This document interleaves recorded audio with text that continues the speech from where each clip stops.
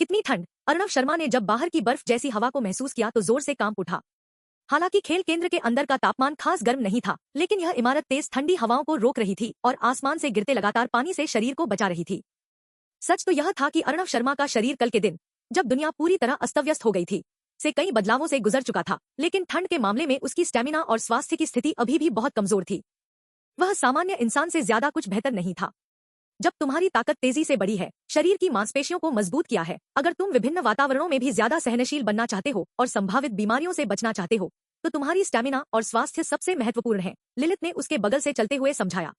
अर्णव शर्मा के पूरी तरह भीग जाने के विपरीत लिलित के शरीर के चारों ओर एक छोटी बाधा थी, जिससे वह उतनी ही सुंदर और मोहक लग रही थी। एक भी बारिश की बूंद ने उसे नहीं छुआ था। लिलित, क्या तुम मुझे भी ढक नहीं सकती? उसने थोड़ी ईर्ष्या के साथ पूछा। पानी और हवा वास्तव में बहुत तेज थे। उसके शरीर का तापमान कुछ ही मिनटों में गिर गया और स्टेमिना हवा के कारण बहुत जल्दी घट रही थी। माफ करना, लेकिन मैं ऐसा नहीं कर सकती। लिलित ने एक कड़वी मुस्कान के साथ सिर हिलाया और समझाया। सच कहूं तो तुम्हें केवल जानकारी देने के अलावा मुझे ऐसा मान लेना चाहिए कि मैं यहाँ नहीं हूँ। जब तक कोई सीधे मुझ पर हमला नहीं करता, मैं अपनी शक्ति किसी की मदद या नुकसान के लिए नहीं इस्तेमाल कर सकती, वरना आत्मा रिकॉर्ड मेरी अधिकांश आत्मा शक्ति तुरंत वापस ले लेगा। अर्णव शर्मा के होठों के कोने कई बार हिले जब उसने यह सुना। शुरू से ही उसने लिलित की मदद की उम्मीद नहीं की थी, लेकिन यह सुनकर कि वह बस जानकारी देने के लिए ही मौजूद थी, वह हैरान रह गया। तुम मूलतः बेकार हो, है ना? इतने लंबे समय तक उसके चंचल व्यवहार और छेड़खानी के बाद अर्णव शर्मा मौके का फायदा उठाकर पलटवार नहीं कर सका। लेकिन लिलित कौन थी? अनगिनत अनुभवों वाली एक अस्तित्व। उसने सिर हिलाया और दुखी चेहरे के साथ कहा, सही है, मैं बस एक दुखी और बेकार महिला हूँ, जो केवल जानकारी देती है जिसे तुम पहले या बाद में खुद ही खोज लोगे। समझ गए? क्या मैं अपने शरीर का इस्तेमाल कर खुद को सही कर दूं? अर्णव शर्मा का चेहरा लिलित के शब्द सुनकर काला पड़ गया। जवाब देने का कोई इरादा नहीं रखते हुए, यह जानते हुए कि यह केवल उसके नुकसान में समाप्त होगा, उसने बढ़ते हुए तूफान में भटक रहे दो ज़ोंबी का सिर धड़ से अलग कर दिया। दो ज़ोंबी इतनी आसानी से और दो बेहद तरल आंदोलनों में मारे गए। ऐसा लग रहा था जैसे अर्णव शर्मा अपनी असहायता निकाल रहा हो।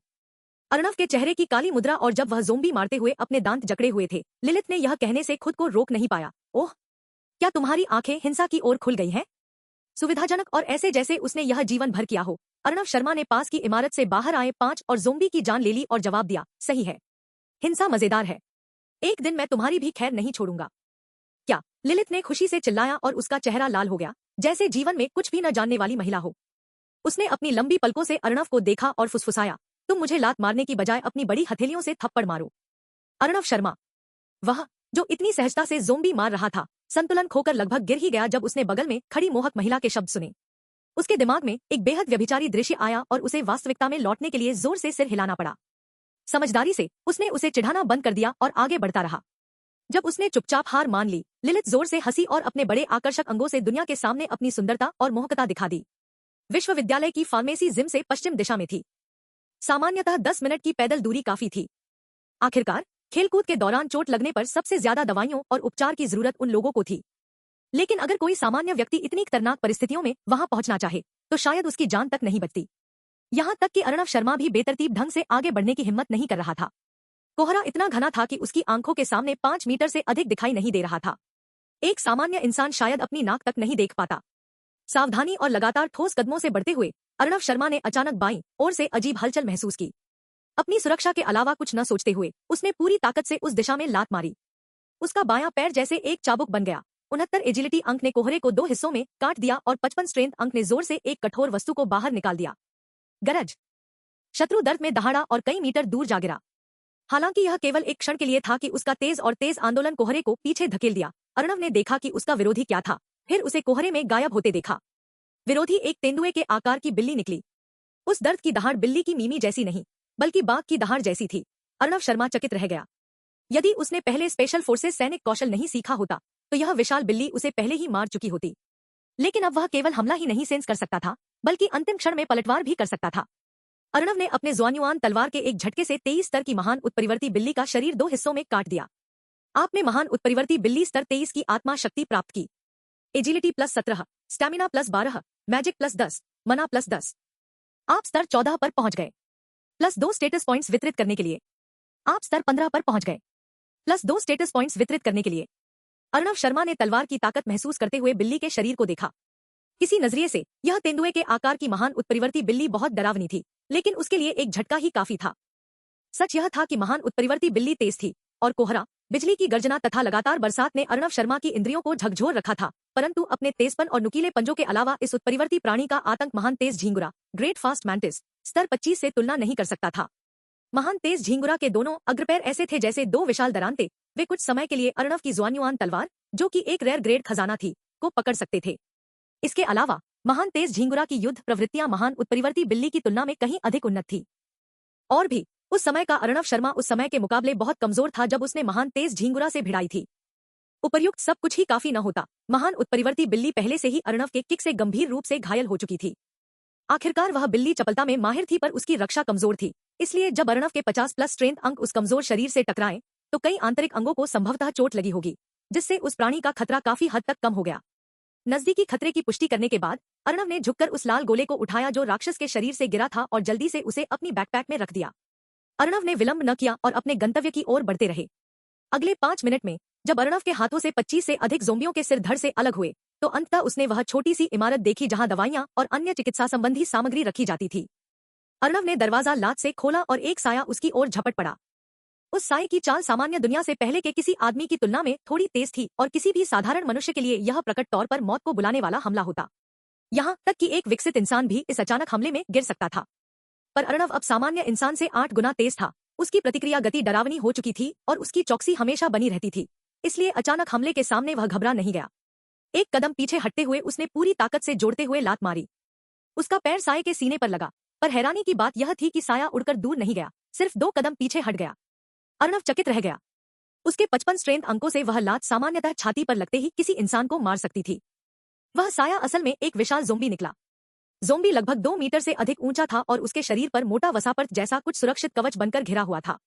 उसकी लाल लाल आंखें क्रोध से अर्णव की ओर टकटकी लगाई हुई थी, जैसे वह पीड़ा महसूस कर रहा हो, और वह तेजी से उस पर धावा बोल पड़ा। विशाल ज़ोंबी का मुक्का अर्णव की नजर में धीमा था।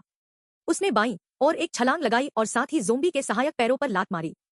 सहारा खोने और आगे की गति के कारण विशाल ज़ोंबी जोर से गिर पड़ा और जब उसका शरीर जमीन से टकराया तो एक हल्की धमक गूंज उठी। अर्णव तेजी से आगे बढ़ा और प्राणी का सिर धड़ से अलग करने के बजाय उसने सीधे अपनी तलवार दिमाग में भोंक दी। इस तरह खून घुट्टी जैसा बह सकता था पर फव्वारे की तरह नहीं निकलेगा। आपने ज़ोंबी वॉल ब्रेकर स्तर 20 की आत्मा शक्ति प्राप्त की। Strength +10, stamina +10, health +10। यद्यपि अर्णव हैरान था कि उसने एक भी लेवल अप नहीं पाया, उसकी ध्यान जल्द ही एक स्किल स्क्रोल पर टिक गया। हेल्थ बूस्ट, अनश्रेणीबद्ध पैसिव स्किल, स्तर 3। यह स्किल सीखने के बाद स्थायी रूप से हेल्थ में +20 अंक जोड़ता है। ओह, यह बढ़िया है। अर्णव उत्साहित हो उठा और झटपट उसने अपने हाथ में स्क्रोल सीखने का निर्णय लिया। किसी पैसिव स्किल से स्टैट बढ़ना किसी जीव से आत्मा शक्ति प्राप्त करने के समान ही था, और चूंकि बूस्ट 20 अंकों का था, कोई भी मामूली प्राणी इतनी मात्रा की आत्मा शक्ति नहीं दे सकता था।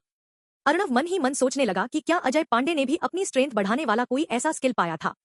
हालांकि वह नहीं मानता था कि उसकी ताकत किसी भी तरह कमजोर है, वह निश्चय ही आत्मविश्वासी था कि वह उसे पीछे छोड़ देगा। फिर भी यह अविश्वसनीय था कि इतने कम समय में अजय पांडे 200 किलोग्राम से अधिक के हथौड़े को यूं उठाझोंक कर चला रहा था जैसे कुछ भी नहीं हो। फार्मेसी एक बहुत ही इमारत थी, परंतु अर्णव का मकसद इमारत की पूरी तलाशी लेना नहीं था। सबसे पहले उसने अपनी बैकपैक को बुखार की दवा, सर्दी की दवा, पेट दर्द की गोली, मांसपेशियों के दर्द की दवाएं और कुछ विटामिन गोलियों से भर दिया।